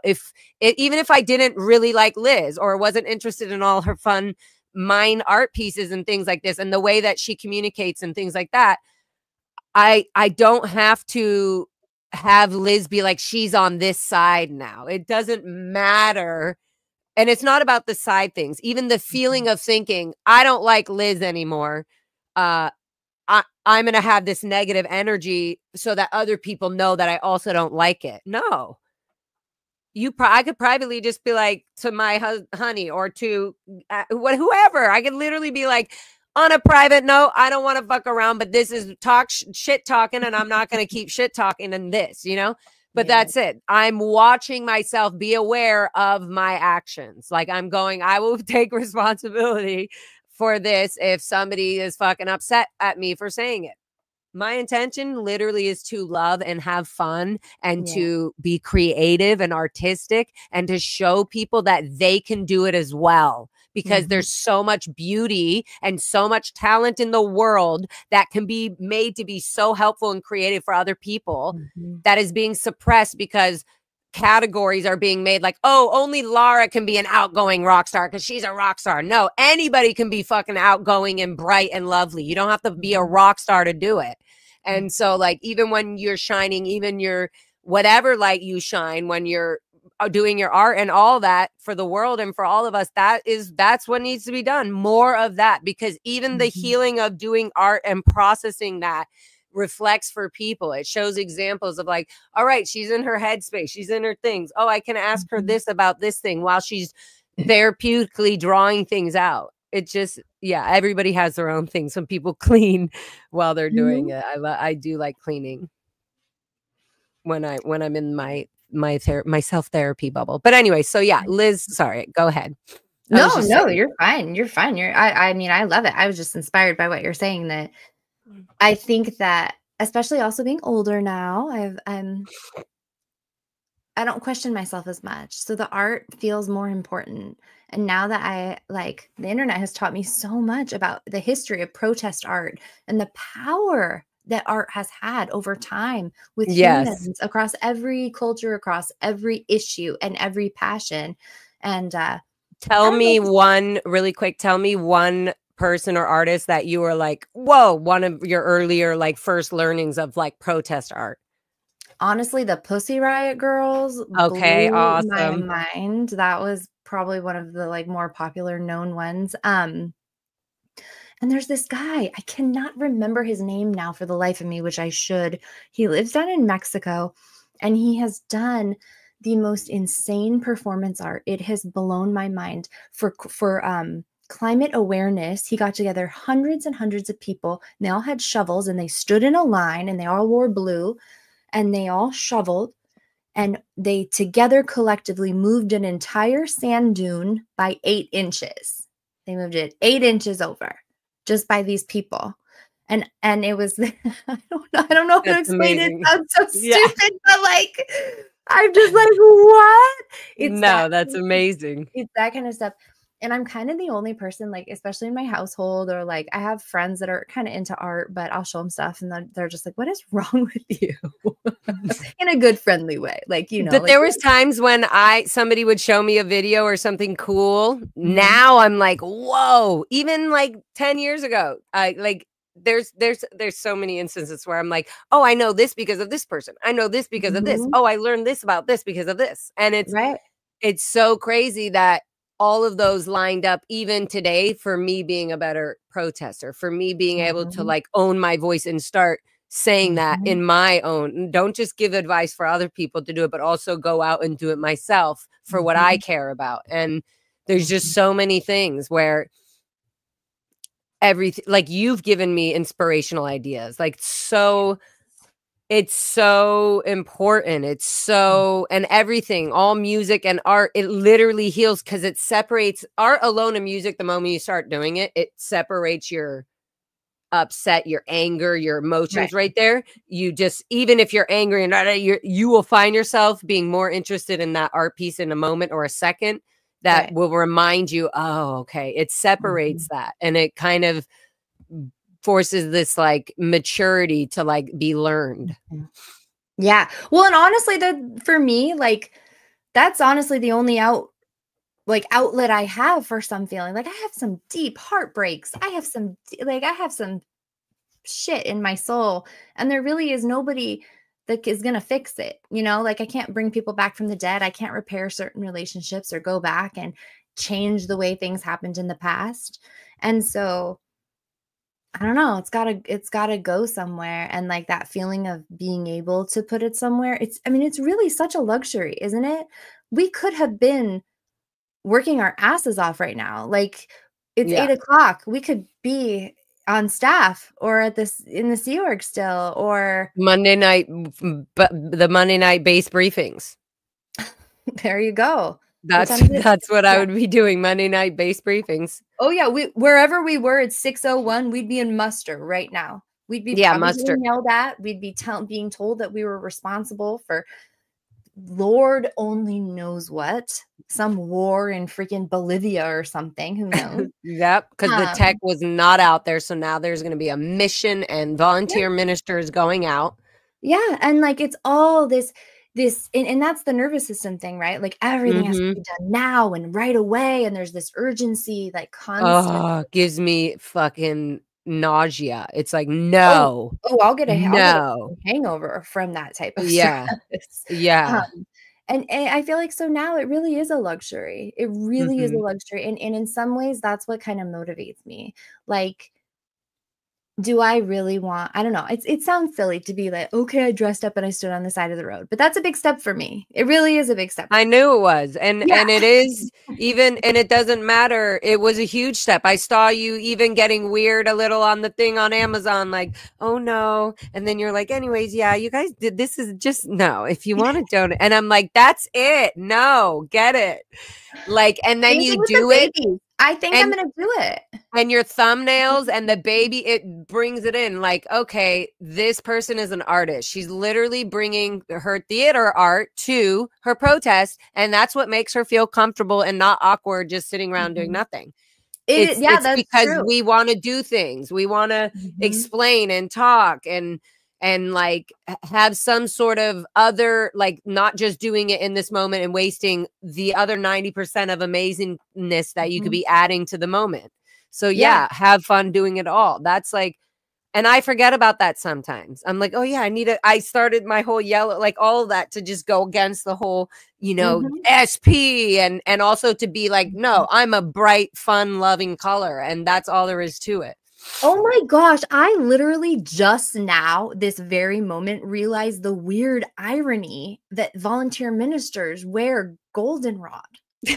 That's why it was even more intense yesterday when I'm holding the goldenrod sign that says kids cannot consent. This is a cult, and it has like warning yellow and black tape. And then they thought I was having a sign for the volunteer ministers. Right. And then I was telling them, no, go out a different way. Yeah. And then they would do a U-turn and come back in like, I was supposed to come in here. Anyways. No, that's good. There was a guy wearing a yellow hoodie, and he walked around a couple times, and finally I was like, what are you doing? He was like, buying lotto tickets. I was like, okay. You're like, not volunteer minister, are ya? Yeah, no, you're not. You're not. I think that everyone's going to have to catch up with us, I think is really what it comes down to. Yeah. Don't you ever think that you're like in a really specific situation? Like, do you ever think? I'm just going to throw these up here because I told them I would. But yeah, keep going. Yeah. When you're in a very specific situation. Do you ever think like, wow, I was raised in Scientology. Like, that's weird. All the time. All the time. And now I'm out and I'm who I am. And I have this drive. Like I have these wild ideas that clearly I'm the only person with this experience sitting here thinking about this idea. I'm the only one with this mind. You're the only one with your mind and your experiences and your artistic lens. Like, not to be all delusions of grandeur or whatever, but sometimes I feel like this whole thing rests on us. Yeah. On not in a bad way, but like Well, that it does. we have the potential. Yeah. It does, Liz. And you're expected to put the organization board and everything together. Okay. And if it fails, flaps and handlings Thursday before 2. Yeah, well, just sign me up for the Joburg right now. We'll run it past life. Oh my God. Yeah. But I yeah, mean, no. I think we have something. It is. It feels like if I didn't respond or say something, it's on me. It's if of course, like there's always something. And then if I, it does feel like that. But in a way, we have the information. We have like, yeah. So it feels like almost normal, but we also, should remember to look at it like, hey, you don't have to feel like this is your responsibility. And then it allows us to be fun with it. Yeah, for sure. Well, it's like, okay, well, I can put it needs a lot of energy, but it has to be fun. Well, that's just it. We can bring a lot of energy. And like, my stuff, I'm short form. I mean, you and I are talking a long time and that's all good. But like for the most part, like I'm short form. Even the way I write is very short form. Like the way I talk. You write it, make it, done, boom. Yeah. And that might not be what like the end of the day, saves everything. But like, I feel like I could still introduce a lot of people. I could get, I mean, I don't know. I'm doing my part. I don't think I'm going to save the world or anything, but I can try. I can still try. And also it's fun. I think the main thing is the feeling of doing it all. Like it's like, oh good, I can see something nourished. It's like gardening and you're like, oh my God, the tomatoes are growing. It's like all part of like, it's not just like, oh good, yep, look, boom, here, today is the picture. This is the best part. This is what we did this for. Just for all the tomatoes and all the cucumbers to be out and ready to pick. No, it's like there's a whole thing about it. Right. There's a whole thing that happens before the planting, the thing, and then when it is ripe, there's a whole eating thing, which is completely different. Like, so the process again, and it's so cliche, but being in the moment in this life is the most important. It's like you're only going to have certain moments and time with people. Those people are going to die. You're going to die. We only have fun to have. Why even hard work is fun if you're making it fun. Like, it feels like, or if you're like, oh, this is going to support my art project. It feels like more meaningful. I'm being paid the right amount. I'm doing, you know what I mean? It feels like I'm helping somebody else. So everything sort of does fall into flow where it feels like, oh, it's like not like a rocky train or something you're going on. You're like kind of going nicely through and it's like, whoop, I got that. Like it feels more like you're juggling in a nice rhythm or something. Yeah, for sure. Well, and again, like what's your end game? If the end game is to create some marketable piece of art, then you play one game. But if the end game is to like really know yourself and learn yourself, and which is my, end game, we couldn't do that for so long. And now here I am like a grown-ass woman who really should know a lot more about who she is than I really do. I'm like a constant identity crisis. And so my end game a lot of the time is just trying to figure out myself enough to feel really confident in my decisions, that I know that I'm like solid in myself. And since that's my end game, when I can stay in the right headspace, when conflicts arise or things happen, they're just a tool to like learn about myself. It's like, wow, I'm really fucking angry. Why? Like, because I care about X, Y, and Z, which means this, not necessarily the reaction of fighting back, but that's, yeah, exactly. I'm learning what my reaction and my response is to things that I actually care about. Yeah. And picking those battles. Or picking the things that you're going, oh, like I have more energy now instead of like having to deal with all of this crap. And I'm just dealing with these, that they're no longer battles or things I care about.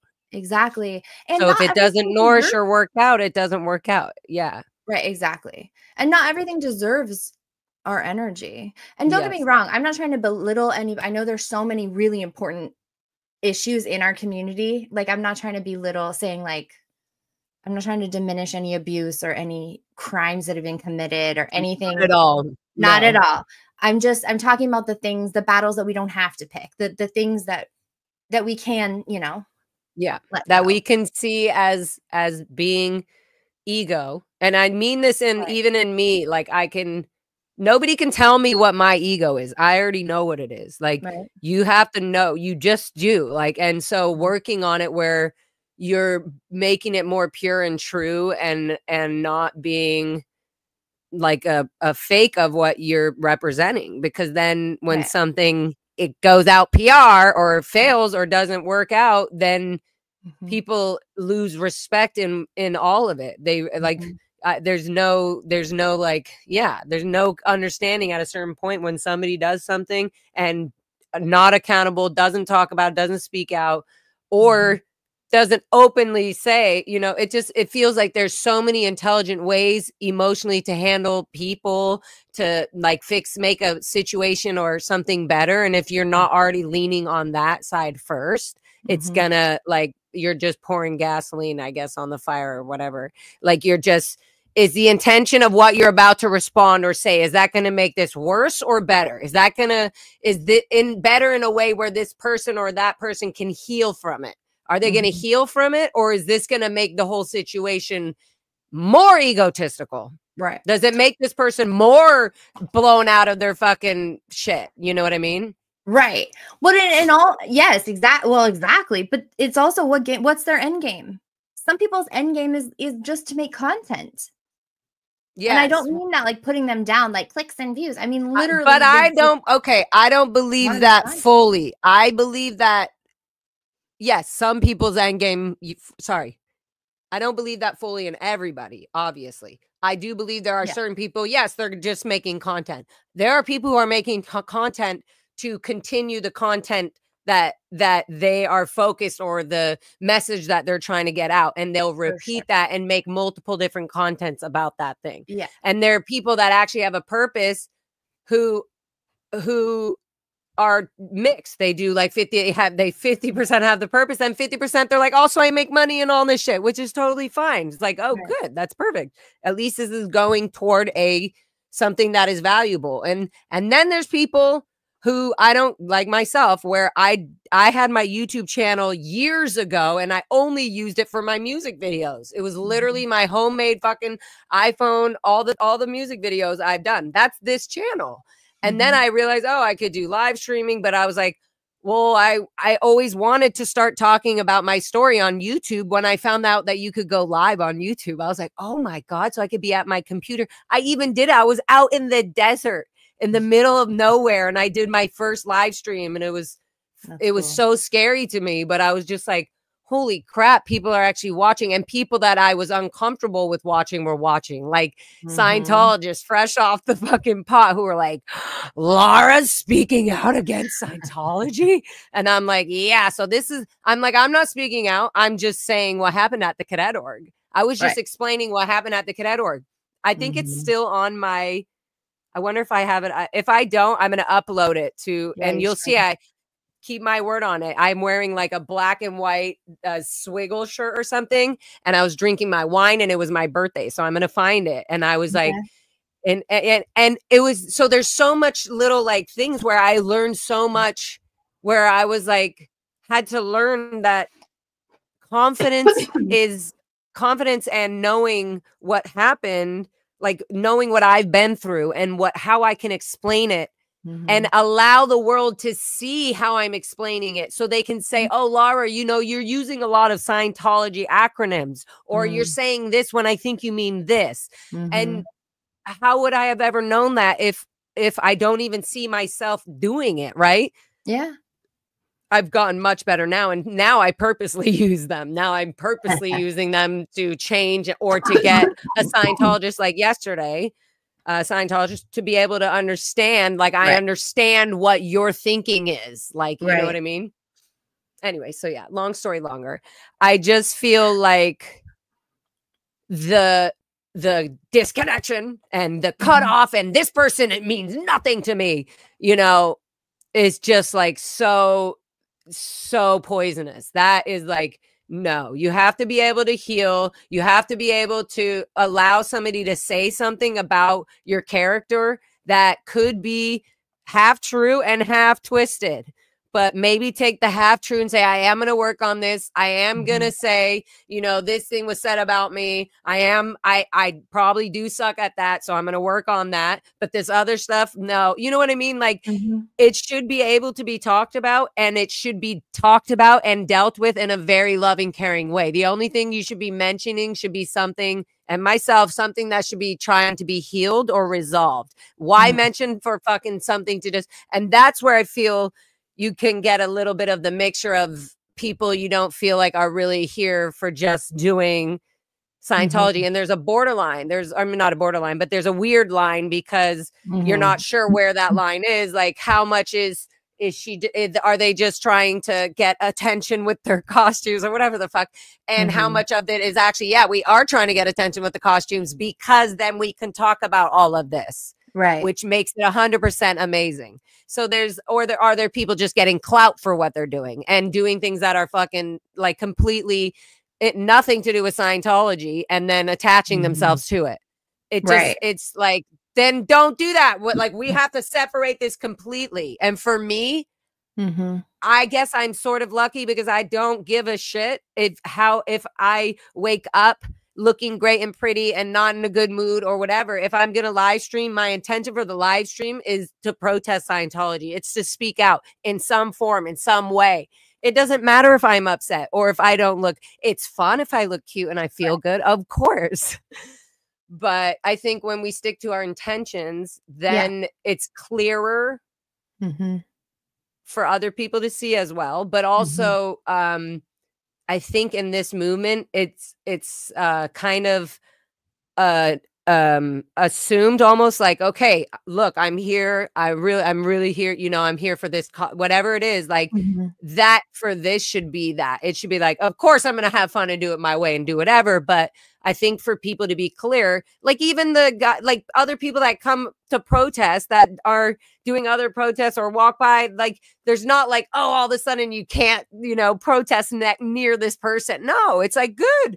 We're all protesting something that should be shut down or should be resolved. That is like, we should have, like, we didn't have that choice in the Sea Org as Scientologists. We didn't have that choice. We didn't have that pleasure to have that knowingness that we had a First Amendment right. Right.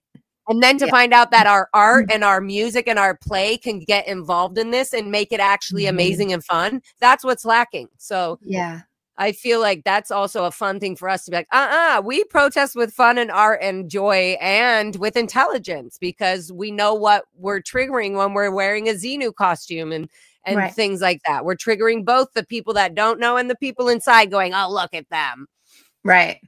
So, well, and I mean, I guess we're all learning too. And one of the things I've learned is that it really is a heavy topic and it's hard for people. It's hard for people to really get just blasted with the full on reality of all of the abuse sort of at once. It is.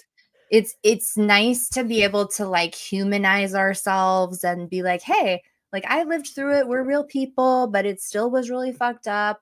Like, I don't know, I guess we should find our balance, but you're right. I love it. I love the fact that we can dress up and we can express ourselves however we want. That's pretty much what I gave up everything for. And I made myself one promise after, because like when I left Scientology and I lost my family and my land and stuff, I didn't know who I was at all. And I made one core value, and it was to live a creative life. And I'm trying to live up to that because that's what my inner child needs. And frankly, I've been distracted from that, and that makes me less powerful and makes me less powerful for the movement and the community. So I feel like I'm doing everybody a favor by just trying to like create and stay on my own path. But also you don't need to do nobody favors. You can just create and fucking be in your thing. Like, no, that's true. I guess that's a silly. With that, no, it's not a silly. It's the same thing that you were saying about us feeling like we have like we sort of are holding this responsibility. We can also remind ourselves, actually, today I'm not holding any of that responsibility. Oh yeah, of course. I mean, I feel We like have to, I feel like I'm like, okay, it's a I can take a breath. responsibility. That's such a laden term. I guess like I Responsibility. know. I guess just like a unique position. I think we're just in a unique position to like we've just lived this both of us have lived really specific weird lives so far. And now we have something to say and we can say it however we want. Like the sky's the limit. Thank goodness Yeah. for that. And we were, and most of like even the structure of thinking how you can be an artist all of a sudden, and oh, you're allowed to just be, was so strange for me for a while. It's still So strange for me. I have a yeah. project I want to do on Wednesday, and I'm just like, am I even allowed to spend my time doing this? Yeah, I get that. I get that. Yeah. I don't know. I don't know. I think our You're community. allowed. Yeah, I know. I gave myself permission. I am allowed. I am allowed. Um, I think that our community is just sort of bubbling, and some of us have a lot of work to do and might need to fall off, and then the rest of us will keep chugging along. But I do think that there will be some weird like hands across America time for us. Maybe it'll be like outside the IRS building. Yeah.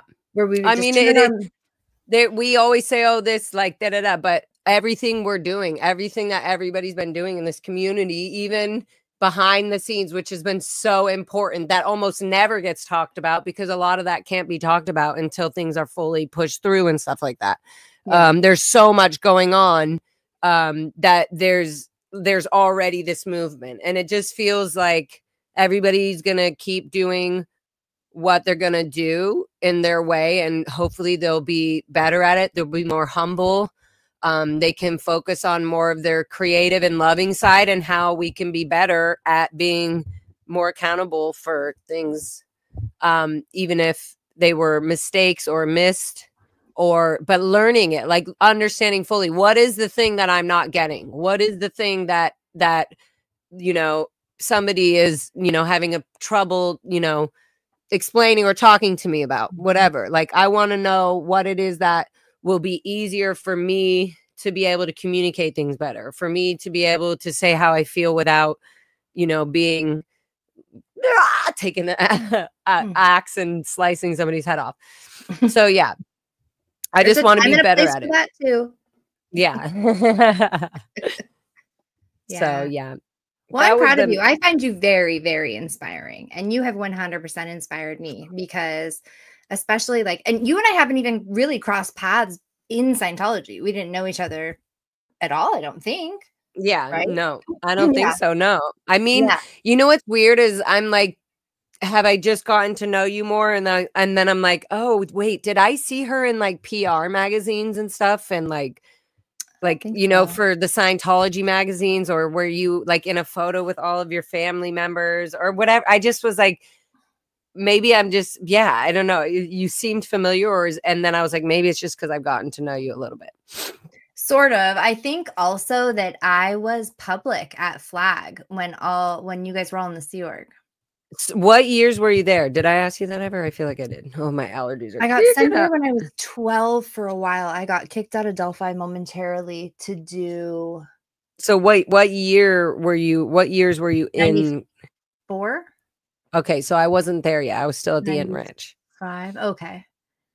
Yeah, But I'm know. sure we were here. Yeah, it's just weird. I don't know when it was. We could have been in the same room somewhere. We wouldn't have even known.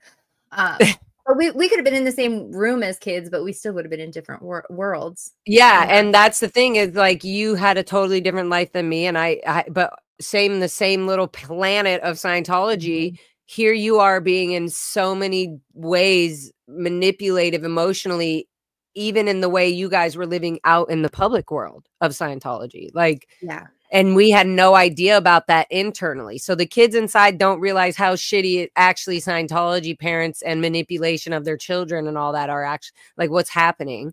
And then the kids outside are like, oh, wow, look at I should be susceptible to this behavior because look at the Sea Org kids inside, like if they can handle these, I'm not in the Sea Org. It's just how they build certain structures to make certain childhood moments not as bad as they're feeling, even for, I don't know.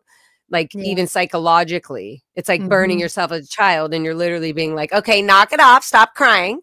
Right. Okay, now touch it back. Right. And Do it it's just again. like, Do it do it over and again. over again. And your brain is like, why? Ow. Yeah. It's like, yeah, do it again. Touch it back, touch it back. God, that's so annoying. I don't know. The EP, the end phenomenon of that, like, is basically just getting pissed off and being like, I'm done with this. Yeah, and then giving up on your Should have never. your It still gut. hurts, but Yeah, and just being like, yeah, you ended up giving up on yourself. yeah, it's my problem now. Nobody will take care of it. That's the end of messed up. Scientology.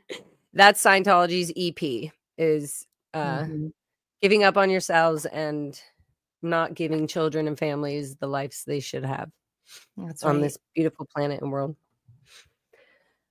Okay, Liz. Well, it was really nice talking to you. Me too.